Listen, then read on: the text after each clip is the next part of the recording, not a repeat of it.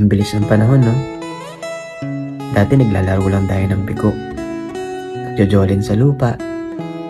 Tapos, tumbang preso bago lumubog yung araw. Pero ngayon parang hindi na lahat nararanasan ng bata yun. Lahat mabilis. Gadget, notification, scroll. Kaya ako thankful ako kasi naabutan ko pa yung galos sa tuhod, pawis sa damit.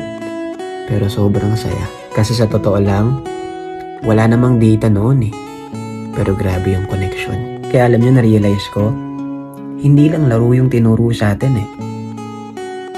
Tinuruan tayo ng teamwork, ng creativity, ng resilience, at higit sa lahat,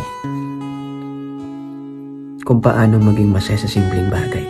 Kaya minsan hindi pala sa dami ng meron ka, kundi sa lalim ng connection at memories mo sa tao. Ang sarap balikan, no? Ang saya alalahanin lahat.